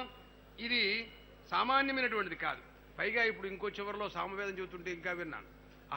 అహమన్నమదంతమాద్మి అంటూ ఒకటి చెప్పారండి. అది తైత్రీయంలో కూడా ఉంది. దాంట్లో ఏతత్ సామగా ఎన్నాస్తే హా ఊహా ఊహా అహమన్నం అహం అన్నాద అని అంటూ చెబుతుందండి. అంటే బ్రహ్మవేత్త ఎలా ఉంటాడో చెప్పింది మనకు తైత్రీయోపనిషత్. అంటే కృతకృత్యుడై బ్రహ్మజ్ఞానాన్ని పొందిన తర్వాత ఆత్మవిభూతిలో ఉంటూ వాడు ఎలా ఉంటాడు అంటే సామగానం అలా చేసుకుంటూ లోకాలన్నీ కూడా పర్యటన చేస్తూ ఉంటాడట అని చెప్పింది తైత్రీయోపనిషత్తు. ఏతత్ సామగా ఎన్నాస్తే, సామగానం అని చెప్పింది వాళ్ళ సామమే, మాకు సామం రాదు. దాంట్లో ఏముంటోందంటే నేను పూర్వం దేవేభ్యో మృతశనాభాయి అని కూడా చెప్పారు. ఇప్పుడు వాళ్ళు నేనే ఈ జగత్ సృష్టికి పూర్వంలో పుట్టినవాడిని, నేనే అన్నం, నేనే పృథివీ, నేనే పంచభూతాలు, నేనే సమస్తం, నేనే సర్వాత్మ్యాన్ని వ్యక్తపరిచాడండి. దాంట్లో భగవద్గీతలో గీతాచార్యుడు అడిగాడు, కృష్ణ పరమాత్మని అర్జునుడు అడిగాడు, స్థితప్రజ్ఞ లక్షణాలు చెబుతున్నాడు. పరమాత్మ స్థితప్రజ్ఞస్య కా భాష సమాధిస్థస్య కేశవ స్థితధీ కిం ప్రభాషేత కిం ఆసీతం వ్రజేత కిం. స్థితప్రజ్ఞుడు ఎలా ఉంటాడు, ఆయన ఏం మాట్లాడతాడు, ఆయన భాష ఏంటి, అసలు ఆయన తీరేమిటి, ఏం కొంచెం చెప్తారా నాకు. ప్రజహాది యదా కామాన్ సర్వాన్ పార్థమనోగతాన్ ఆత్మన్యేవాత్మనాతుష్ట స్థితప్రజ్ఞస్తదోచ్యతే అని స్థితప్రజ్ఞ లక్షణాలు ఉన్నాయి భగవద్గీతలో. అలాగా స్థితప్రజ్ఞలు ఎలా ఉంటారో మనకి చాందోగ్యం ఇలాగా వివరించింది. అంటే మరి వాళ్ళు సామగానం చేస్తూ లోకంలో అలా సంచరిస్తూ ఉంటారు. ఆయన వామదేవుడు చూస్తే అయినట్టయితే ఆయన గర్భస్థ పుడుతూనే ఆయన అహం మనోభవం సూర్యశ్చాచరాచ ప్రపంచ అహమేవ అంటూ వచ్చాడు. నేనే సమస్త బ్రహ్మాండాలు నేనే అనుకుంటూ చెప్పు వచ్చాడండి ఆయన. యజ్ఞాల్లో చూస్తే ఆయన దేవేంద్రుని వీళ్ళు సుబ్రహ్మణ్యాహ్వానం అని చేస్తారండి. సుష్ఠు బ్రహ్మణి సాధు సుబ్రహ్మణ్య దేవేంద్ర ఆయన్ని పిలుస్తుంటారు వాళ్ళు. ఎప్పుడు ఆయన ఆహ్వానం లేకుండా, సామవేదం లేకుండా అసలు యజ్ఞమే జరగదు. ఏమండి, దానిపైన తైత్రీయం అడిగింది, మాట్లాడుతూను ఇదింద్రో వృత్రమహన్న మేధ్యం తద్యజ్యతి న పాపపదమేధ్యం తదథకస్మాద ఇంద్రో యజ్ఞ ఆసగ్నుస్థాతోరిత్యాహు. ఏమండి, ఆ దేవేంద్రుని ఎందుకండి అస్తమానం అలా మీరు పిలుస్తారు? ఆయన మీద కొన్ని కేసులున్నాయండి బాబు అన్నాడు. ఏమిటన్నాడు? ఇది ఇంద్రో వృత్రమహన్న మేధ్యం. వృత్రాసుర సంహారం చేశాడండి ఆయన. ఇది అపవిత్రమైనటువంటి వాడండి. వృత్రాసుర సంహారం ఉంటే మామూల. దానివల్ల బ్రహ్మహత్య అంటుకుందని భూతాతం భూతాన్యభ్యక్రోశన్ బ్రహ్మహన్నితి సుపృథివీముపాసీదస్యై బ్రహ్మహత్యాయి తృతీయం ప్రతిగృహాణేతి సాబ్రవీద్వరం వృణీ ఖాతాత్పరా భవిష్యంతి మన్యే అంటూ ఆ బ్రహ్మహత్య అందరికీ పెంచాడని ఈ కథలన్నీ ఆయన బయటికి ఎడుతుంటే ఏ బ్రహ్మహత్యాపాతకుడా, ఏ బ్రహ్మహత్యాపాతకుడా అని అందరూ పిలిచారటండి. అయ్యయ్యయ్యో, ఎంత పాపం చేసినా కూడా లోపల పెట్టుకుంటాడు కానీ ఎవడైనా ప్రపంచకంలో చెప్పుకుంటాడా? ఆ పాపిని ప్రపంచకం పిలుస్తుంటే ఎట్లా ఉంటుందండి? మనకే బాధగా ఉంటుందంటే దేవేంద్రుడు ఎలాంటి వాడుతుడో కాధీశ్వరుడు. ఆయనకేం ఉండదుట. ఆయనకి పరోక్ష ప్రియాయి వహి దేవా అంటుంది శృతి. వాళ్ళ అలా పిలిస్తే ఆనందపడతాడు ఆయన. సుబ్రహ్మణ్యాహ్వానంలో అలాంటివే ఉన్నాయి. ఇప్పుడు నేను చెప్పను, సభలో మాట్లాడినాం. మళ్ళీ సమాధానాలు చెప్పాలంటే టైం పడుతున్నారు. కాబట్టి అలాంటి వాడిని ఎందుకు పిలుస్తున్నారు? ఇది అమేధ్యం కదా అన్నారు. ఇంకొకటి ఇదింద్రో వృత్రమహన్న మేధ్యం తద్యజ్యతి నపాపపదమేధ్యం. యతులను, అసంస్కృతులైన వారను, శాస్త్రోల్లంఘనం చేసిన వారిని, అశాస్త్రీయమైనటువంటి పరిస్థితుల్లో ఉన్న వాళ్ళని అడవి కుక్కలకి పారేశాడు అని ఉంది. అమ్మ, ఎంతంత ఘోరాతి ఘోరమైన పనండి అది. ఇలాంటి వాడిని ఎందుకు పిలుస్తున్నారు మీరనే ఓ ప్రశ్న వేశారండి అంటుంది. ఆయన దేవేంద్రుడు త్రిలోకాధీశ్వరుడు రాజ్యాధికారంలో ఉన్నప్పుడు కొన్ని శ్రీరామచంద్రమూర్తికి చెప్పలేదు. ఆయన తాటక సంహారంతో ప్రారంభమైతే సందేహించాడు. విశ్వామిత్ర మహర్షి అన్నాడు, సందేహించబోక, ఇది రాజశాసనం, నీకు రాజ్యధర్మంలో నీకు తప్పులేదు, కొట్టే అన్నాడు. అంతే. ఆ రకంగా మరి ఇది ఏమిటండి అని అడిగితే ఆయన రాజ్యాధికారంలో ఉన్నాడు కాబట్టి ఇవన్నీ కూడా లోకరక్షణ కోసం రాజ్యభారాన్ని రాజ్యభార నియుక్తానాం ఏష ధర్మ సనాతన అని మనుస్మృతిలో మనుగారు చెప్పాడు. కాబట్టి ఆయన వృత్రాసుర సంహారం చేయకపోయినట్టే లోకాలన్నీ చుట్ల చుట్టి వాడందరినీ మింగేస్తున్నాడు. వాడు ఇంకా రేపొద్దున మనుషులు ఉండరు ఇంక మీకు. అలాంటి స్థితిలో అలాంటి వాడిని సంహరించి లోకోద్ధరణ చేయవలసినటువంటి అవసరం ఆయనకు ఉంది. అయితే ఆయన మరి ఈ పాపాలన్నీ చుట్టవా అంటవా అని అడిగాడు. ఆయన ఇంద్రస్యవా ఏషా యజ్ఞజాతను. ఆయనకి 2 దేహాలు ఉన్నాయని చెప్పింది శృతి. ఒక దేహంతో ఆయన రాజ్యాధికారంలో కూర్చుని రాజ్యాధికారంలో నిర్వహిస్తూ ఈ రకంగా ధర్మాన్ని ఆచరిస్తూ ఉంటుంటాడు. రెండో దేహంతో బ్రహ్మ విచారణ చేస్తుంటుంటాడండి ఆయన. వాళ్ళకి బ్రహ్మవేత్తలకి ఇవేమి అంటవని చెప్పింది వామదేవ శాస్త్ర దృష్ట్యా ఉపదేశో వామదేవతల బ్రహ్మసూత్రంలో మాట్లాడుతూ శంకర భాష్యంలో భాష్యకారుడు అన్నారు. అలాంటి దేవేంద్రుణ్ణి వాళ్ళు అలా స్తోత్రాలు చేస్తుంటారు ఎప్పుడు కూడాను. అలాంటి సామగానాన్ని మనం ఎంతో ఆనందంతో విన్నాం మనం. తర్వాత అథర్వవేదం అండి, ముఖ్యాతి ముఖ్య ఘట్టంలోకి వచ్చేసాం మనం. అందరూ కూడా ఉండండి, అది ఉంటే కానీ మనం నిలవలేం అసలు.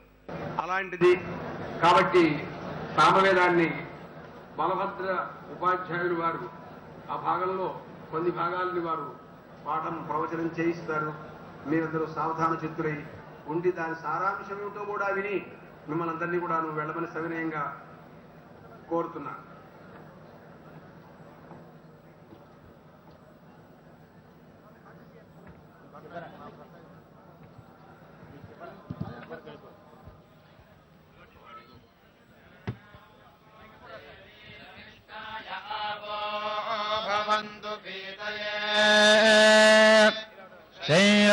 శయోరభిస్రావంతు నః. ఓం ర్యాయంతి జోషితో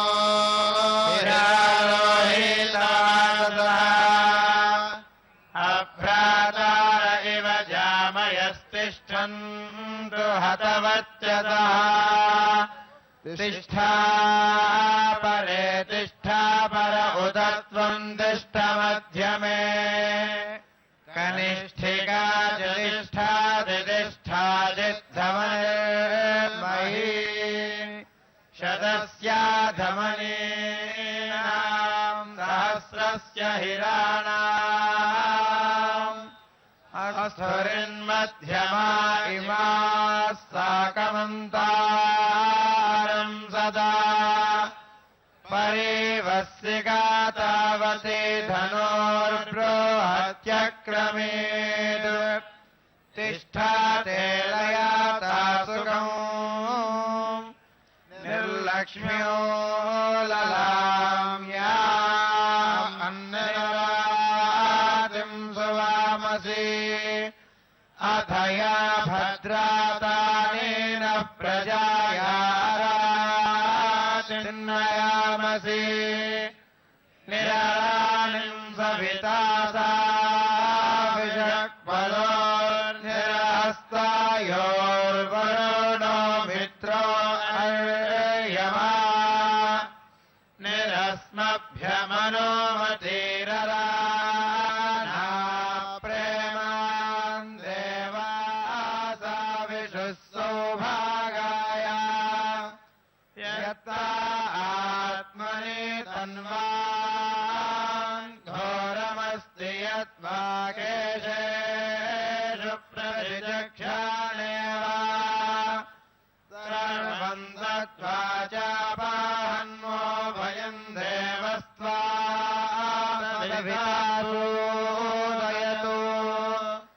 ऋष्यापदीम् वृषादतीम् गोषेधाम् विधमामुता किलीढ्यो ललाम्या अन्ता अस्मन्नाशयामसि मानो विदन्विव्याधिनो मो आभिव्याधिनो विदन् आराच्चारव्या अस्मद्विशोचेरिन्द्रपादया विश्वम् च अस्मच्छरावः पतन्तु ये अस्यायथास्या दैवीर्मनुष्येष भोममामित्रान् निविध्यता यो न स्वयो अरानः स जात उत निष्ट्यो यो अस्माौ आभिदासादि रुद्रश्चारव्यायैतानमामित्रान् विविध्यतु यस्पत्नो योऽसापत्नो यश्च द्विषङ्क्षपादिनः देवास्तं सर्वे धूर्वन्तु ब्रह्मवर्मममान्तारम् अदारसद्भवतु देव सोमास्मिन् यज्ञे मारुतो मृडुरतानः मानो विदरभिभामो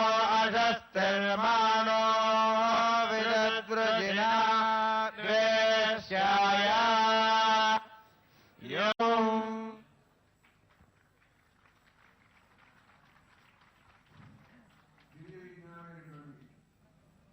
అథర్వవేద పాఠాన్ని విన్నా భగవద్ ఉపాధ్యాయులు వారు దీన్ని నడిపించారు. వారికి సభ తరఫున ధన్యవాదాలు తెలియజేస్తున్నాను. అథర్వవేదం ఇది ఒక చిత్రమైనటువంటి దివ్య విజ్ఞానాన్ని ఇస్తుంది మనకి. ఇది భౌతికంగా లోకయాత్ర, శరీరయాత్ర, జీవయాత్ర ఇదంతా జరగాలి. అసలంటూ మనం అంటూ ఉంటే ఆ తర్వాత వేదాలు చదువు, యజ్ఞాలు చేయి, వేదాంత శ్రవణం చేయి, బ్రహ్మ విజ్ఞానాన్ని పొందు, ఏదైనా చేయొచ్చు. అసలే మనిషి లేకపోతే జరిగేదేం లేదు కదా. ఇది నిలవటానికి ఏమేమి కావాలి, ఎలా ఉంటే మనం ఈ జీవయాత్రను నడిపించడానికి అవకాశం ఉంటుంది అనే విషయం మనకి చాలా ముఖ్యమైనటువంటిది.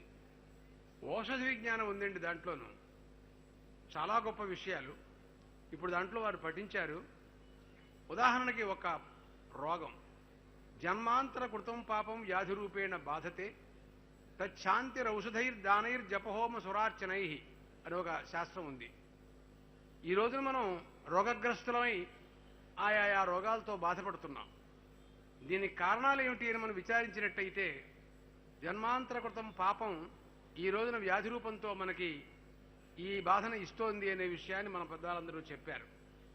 దీనికి ఏమిటి పరిహారం అనే విషయం కూడా ఆలోచించి తచ్చాంతి రౌషధై అన్నారు. మందులతో దీన్ని శాంతిని చేసుకోండి అన్నారు. దాన్ని తగ్గింప చేసుకోవటం. దానై జపహోమ సురార్చనై, దానాలు ఇంకా మిగతావి హోమాలు, దేవతారాధనలు వగైరా.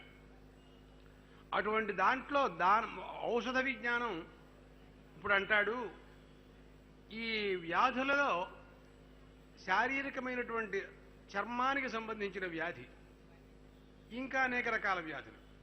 ఒకటి దాని గురించి వాళ్ళు పఠించినటువంటి మంత్రాల్లో ఉన్నాయి. బొల్లు ఉంది, ఇది చర్మ వ్యాధి. ధర్మశాస్త్ర ప్రకారంగా కానీ ఇంకా కొన్ని కారణాల వలన అది కొంచెం ఉగ్రమైన వ్యాధిని, ఆ వ్యాధిని నివారణ చేసుకోవటం మంచిది అని అది కొంచెం హేయంగా శాస్త్రకర్తలు చెప్పారు. ఇంకంతకంటే నీచంగా మనం చెప్పవద్దు సభాముఖంగా. అటువంటి దానికి మార్గాలు ఏమిటి అని విచారణ చేస్తే వాళ్ళు కొన్ని చెప్పారు. కొన్ని ఓషధులు దాన్ని అభిమంత్రణ చేసి దాన్ని వాళ్ళు ఒక విధానంలో మసిలాగా తయారు చేసేస్తారు. అభిమంత్రణ పూర్వకంగా చేయాలి. అదంతా కూడా చేసిన తర్వాత ఈ తెల్లటి శరీరం మీద దీన్ని లేపనం చేస్తారు. చేస్తే అప్పుడు అంటుంది, ఆ మంత్రం మాట్లాడుతూ అంటాడు, ఈ తెలుపుని నువ్వు నలుపు చెయ్యి.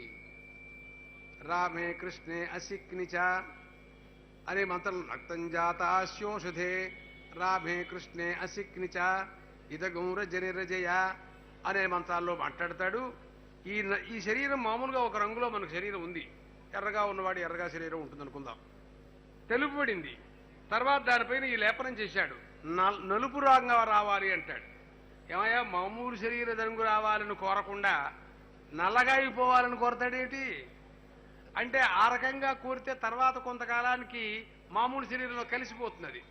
మనకి ఎక్కడైనా దెబ్బ తగిలిందని గాయపడ్డామనుకోండి, తర్వాత మందు పూశాడు అనుకోండి డాక్టర్ గారు, అక్కడ పెచ్చు ఊడింది అనుకోండి, నల్లబడుతుంది. ఏం కంగారు పడక్కల్లా, కొంతకాలానికి మామూలు శరీరంలాగా మారిపోతుంది. కానీ తెల్లగా ఉండే వ్యాధి మాత్రం ఇది శరీరంలో ఉండకూడదు. దాన్ని పోగొట్టుకోవాలి. అలాంటి విజ్ఞానం దాంట్లో మనకు కనపడుతోందండి. మనకి ఇంకా రామాయణంలో తెలుసు, అనుసంధానకరణి, విశల్యకరణి, ఇలాంటివన్నీ, సంజీవిని, ఇలాంటివి ఆంజనేయ స్వామి పట్టుకొచ్చాడని. మరి ఇప్పుడు కూడా మన దేశంలో కొన్ని చోట్ల, తిరుపతి ప్రాంతంలో పుత్తూరులో ఒక ఊరుంది, అక్కడ కూడా అనుసంధానకరణి ఆ రసం పూస్తారు వాళ్ళు. అలాంటివన్నీ కూడా మనకు తెలుసు. అలాంటి దివ్య విజ్ఞానం అంతా కూడా మనకు దాంట్లో కనపడుతోంది. తర్వాత భాగవతంలో చూస్తే రుక్మిణీదేవి కృష్ణ పరమాత్మ వివాహానికి ముందుగా అథర్వవేదజ్ఞులు పిలిపించి ఆధ్యాత్మిక, ఆదిదైవిక, ఆదిభౌతికమైనటువంటి విఘ్నాలన్నిటి కూడా పోగొట్టుకుని దాని ద్వారా హోమాలు చేయించుకుని వాళ్ళకి దక్షిణలు ఇచ్చి తర్వాత ఆవిడ గౌరీ పూజకు వెళ్ళినట్టుగా మనకి భాగవతం చెబుతోంది. అట్లాంటివన్నీ మనకి ఎన్నో వీళ్ళ వలన, ఈ మంత్రాల వలన ఉపయోగాలు ఉన్నాయి. కేవలం ఇది దీనికోసం అని మాత్రం మీరు అనుకోవద్దు. దీని యొక్క ఉపనిషత్ భాగంలో చూస్తే ముండకోపనిషత్తు, మాండూక్యోపనిషత్తు అథర్వవేదానికి చెందినటువంటిది. అసలు ఆ మాండూక్యం అంటే, మాండూక్యం ఏకమేవాలం ముముక్షూణాం విముక్తయ్య అన్నారు ప్రాచీనులందరూ కూడాను. ముముక్షువులకి ఒక్క మాండూక్యం చాలన్నారండి. అంటే అధ్యాత్మంలో దానికి అకార ఉకార, ప్రణవంలో అకార ఉకార మకారాత్మ మకారములు, అలాగా విశ్వదేశ ప్రాజ్ఞులు, విరాట్ హిరణ్య గర్భ అవ్యాకృతులు, వీళ్ళ యొక్క అనుసంధానం ఎలా ఉంటుంది. ఇది యతీశ్వరులు రోజు కూడా ఉపాసన చేసేటువంటి అది ఒక దివ్యమైనటువంటి రాశి, విజ్ఞాన రాశి ఆ మాండూక్యోపనిషత్తు. ఒక్క మాండూక్యం చాలు అన్నారు. ముండకోపనిషత్తు ఉంది, అది ద్వాసుపర్ణాసయుజాసఖాయ సమానం వృక్షం పరిశస్వజాతే తయోరణ్య పిప్పలం స్వాద్వత్తి అనశ్నందన్యో అభిచాకశీతి అంటూ జీవేశ్వరుల యొక్క స్వరూపం ఎలా ఉంటుంది ఏమిటి అని ఎంతో మాట్లాడుతుంది. ఎన్ని విలువైనటువంటి ప్రసంగాలు ఉన్నాయో మనం చెప్పలేం. అలాంటి దివ్య విజ్ఞానం రాశి అంతటినీ కూడా మనం ఇక్కడ దాంట్లో కొన్ని భాగాలు విన్నాం. మనం ఒక వేదిక మీద దివ్య క్షేత్రంలో మరి ఇన్ని విజ్ఞానాలు, ఇన్ని వేదాలంటే ఒకసారి వింటే ఎక్కడ కుదురుతుందండి. మీ పాఠశాలలో మీరు మామూలుగా ఏదో కొన్ని చెప్పించుకుంటుంటారు, కొన్ని సభల్లో కొన్ని వేదాలే వింటుంటాం. కానీ ఇక్కడ అలా కాదే, అన్ని రాష్ట్రాల నుంచి, అన్ని దేశాల నుంచి ఇక్కడికి వచ్చారు. మరి అందరూ కూడాను అన్ని వేదాలని కూడా పారాయణ చేస్తున్నారు. ఇది ఒకనొక దివ్య మహత్తరమైనటువంటి శక్తి సంపాదన ఇక్కడ జరుగుతుంది అని, ఒక శక్తి పుడుతుంది అని సాక్షాత్ శ్రీనివాసుడు ఆయన సంకల్పం ఇదంతా కూడాను. మీరు నేను మనం వల్ల చేసేది కాదు, ఆయన మనలో ప్రేరేపించారు. మన ఎగ్జిక్యూటివ్ ఆఫీసర్ గారు, ధర్మాధికారి వారు, సుబ్రహ్మణ్యం గారు వారి హృదయంలో ప్రవేశించి నీవు ఈ కార్యక్రమం చెయ్యని ఏ రకంగా సాక్షాత్ శంకరుడు పుట్టినప్పుడు కేరళలో అవతరించి ఆయన దేవాలయం కట్టమని రాజశేఖరుడిని రాజుగారికి స్వప్నంలో పరమాత్మ కనపడ్డారని చెబుతారో అలాగా మనందరికీ కూడా ప్రేరణ జరిగింది. దాని ద్వారా ఎంతమంది ఎన్ని ప్రయత్నాలు చేస్తే మా పిఓ గారు ఉన్నారు అంటే ఆయన పావు గంట అరగంట సేపు ఫోన్లో అలా మాట్లాడుతూనే ఉంటుంటారు నాతో ఆయన. ఎందుకంటే ఎక్కడ రానేమోనని పాపం ఆయనకి యాదృద్దాతో ఏమండి ఏం చేస్తున్నారు మీరు ఎక్కడ కొనమండి ఇదే చెబుతుంటుంటారు ఆయన. ఆ రకంగా ఎంతోమంది ఎంతమందితో ఎన్ని మాటలు కబుర్లు చెప్పి ఇదంతమంది తీసుకొచ్చి ఇలా చేశారు అంటే అది ఇంక వాళ్ళకే తెలియాలి, నాకేం తెలియదు. కాబట్టి ఇదంతా దైవ కృప, మనందరికీ కూడాను ఆ దైవ కృపే. లేకపోతే ఇన్ని గంటల సేపు ఎక్కడ కాల్ చేయకుండా నేను మాత్రం కూర్చోలేదు అసలు. ఇది ఎలా కూర్చున్నాను అంటే సాక్షాత్ వైకుంఠవాసుడైన శ్రీనివాసే నన్ను కూర్చోబెట్టాడు అనుకుంటున్నాను. మీ అందరి అనుగ్రహం ఇదంతా కూడా. ఈ వేదవేత్తలందరినీ నేను సవినయంగా పాదాభివందనంతో మీ అందరికీ కూడా సవినయంగా శిరస్సును వంచి మీ అందరికీ కూడా ఇంత భాగ్యం నాకు కలిగినందుకు, మీ వేదాల గురించి మాట్లాడే అవకాశం కలిగినందుకు, మీరు చెప్పిన వేదాన్ని వినే భాగ్యం కలిగినందుకు, ఈ అవకాశం ఇచ్చేందుకు మిమ్మల్ని అందరినీ మరొకసారి నేను ధన్యవాదాలు తెలియజేసుకుంటూ నమస్కారాలు పెట్టుకుంటూ తర్వాత పై కార్యక్రమాన్ని ఈవో గారు ఈ విషయంలో 2 మాటలు మాట్లాడతారు. మీరందరూ సావధాన చిత్తులై ఉండండి.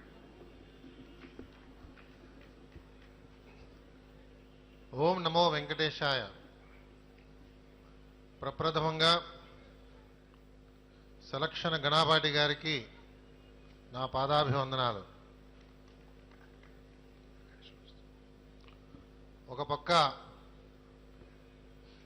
మనందరం ఎదురు చూస్తున్న వేద ఘోష, వేదాలు వింటుంటేనే చాలు మనకి సునాయాసంగా అప్రయత్నంగా స్వామివారి పాదాల దగ్గరికి తీసుకెళ్లే మహత్తరమైన శక్తి స్వామివారు కల్పించిన ఆ వేదంలో ఉన్నది.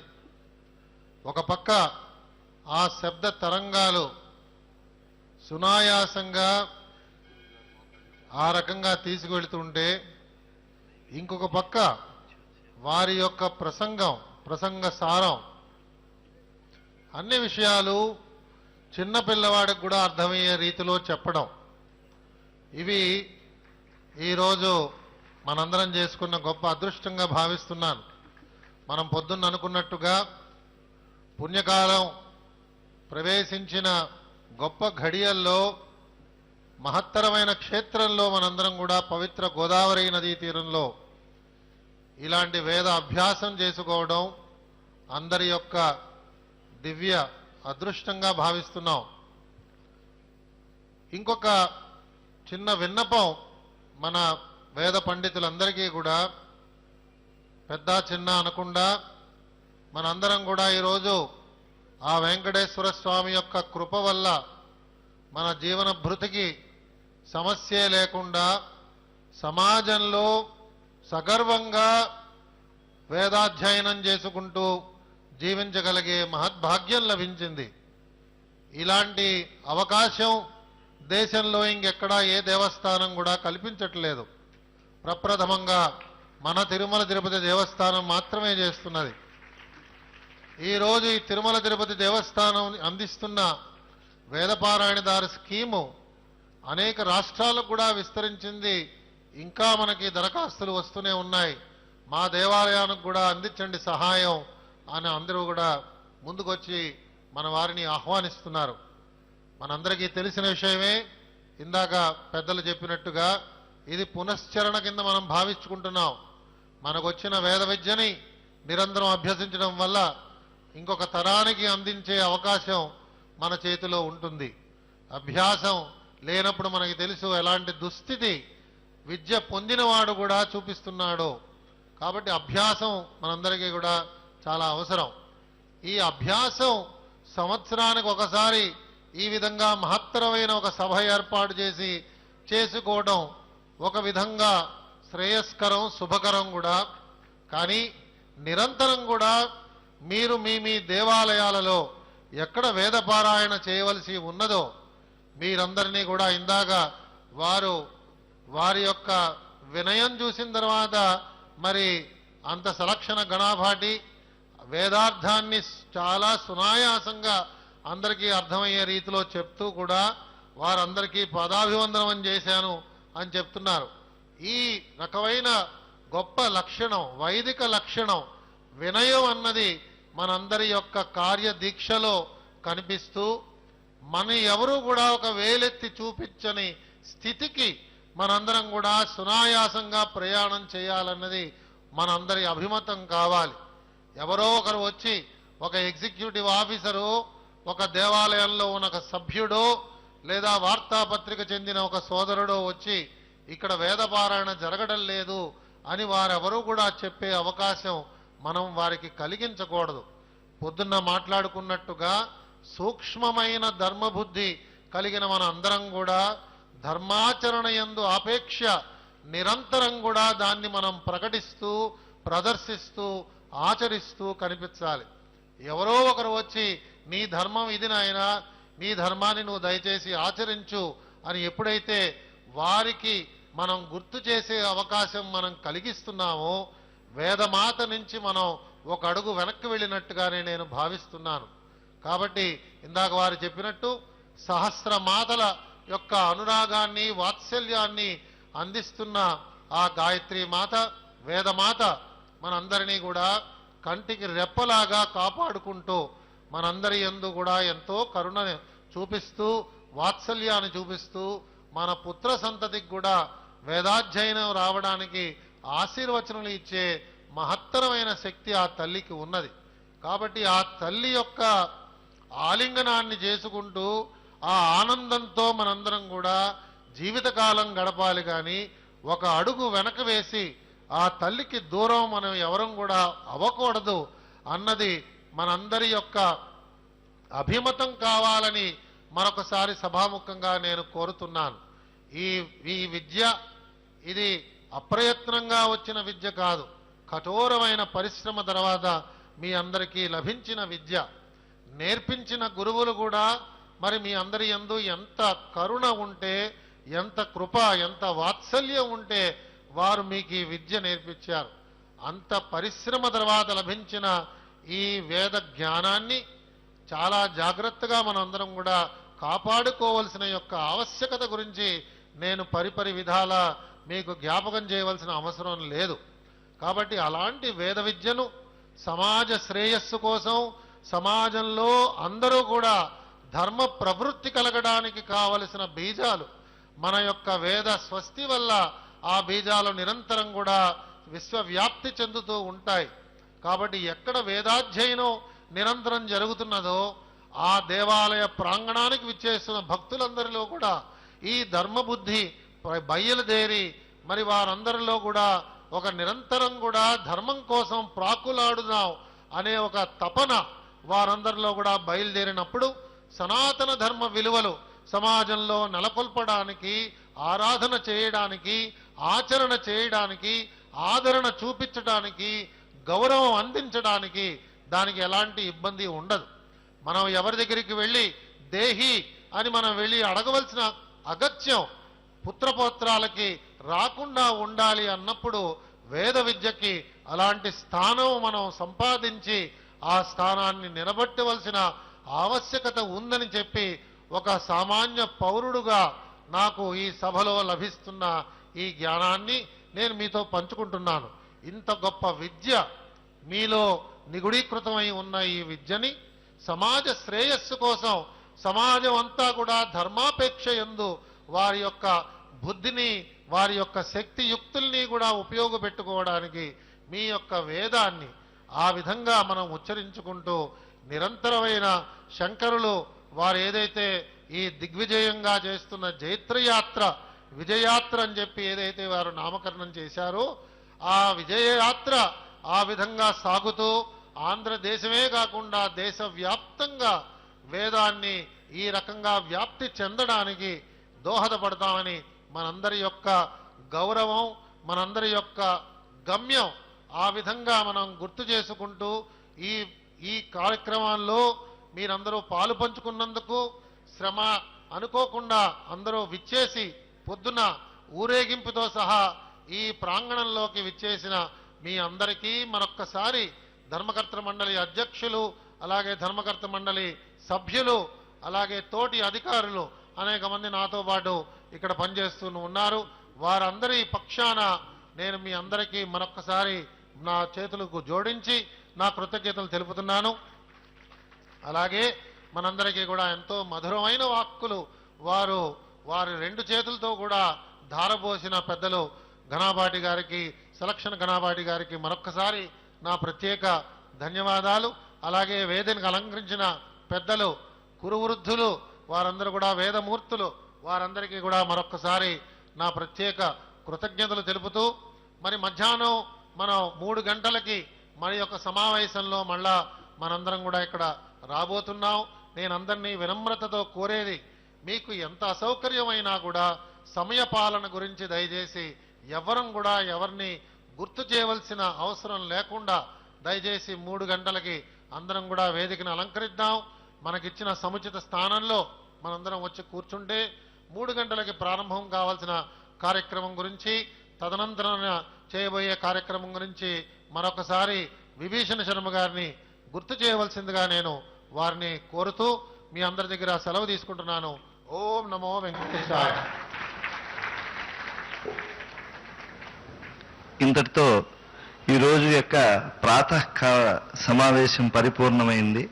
మంగళం కోసలేంద్రాయ మహనీయ గుణాత్మనే చక్రవర్తి తనూజాయ సార్వభౌమాయ మంగళం. ఈ మంగళం చెప్పింది ఎస్విబిసి వాళ్ళకి, అక్కడికి వాళ్ళు లైవ్ ఆపేసి